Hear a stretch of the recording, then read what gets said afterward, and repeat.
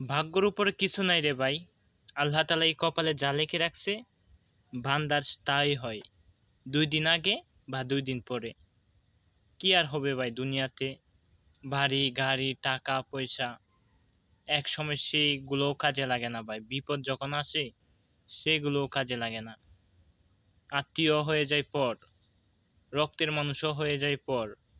তখন সবাই এনাপসি এনাপসি করে। কাদের জন্য আজকে এই প্রবাসে এত পরিশ্রম করি? তারাই বলে আমি তাদের জন্য কি করছি। সময়ের কাছে ভাই সবকিছুই মানতে হয়। সময়ের কাছে সবকিছু হাসি দিয়ে উড়িয়ে দিতে হয়।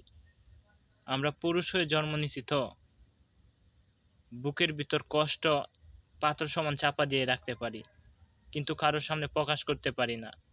যার সামনে প্রকাশ করি সে মানুষটা এই দুর্বলতা আরো আমার চাইতে বেশি প্রকাশ করে।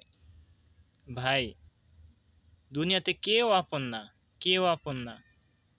দুনিয়াতে সময় থাকতে আমরা যদি কিছু ভালো কাজ করে যেতে পারি তাহলে সবাই আমাদেরকে মনে রাখবে। তা না হলে ভাই কোনো দিন কেউ মনে রাখবে না।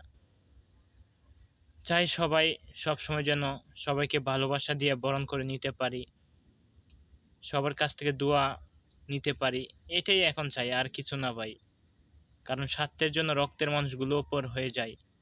স্বার্থের জন্য নিজের পরিবার ফ্যামিলি পর্যন্ত বলে তাদের জন্য কি করছ, তোর কি আছে? যাদের জন্য আজকে বছরের বছর মাসের মাস পার করতেছেন প্রবাসে, টাকা ইনকাম করতেছেন, এক সময় তারাই বলবে তাদের জন্য কিছু করেন নাই ভাই। দুনিয়াটা স্বার্থ দিয়া ঘেরা। তাই তো আমি ভাই মানুষ চিনতে শুধু বারবার ভুল করি, আর উষ্টা খাইয়া পড়ি, আবার উঠি, শুধু দুনিয়াতে বেঁচে থাকার জন্য। আর কিছু না ভাই।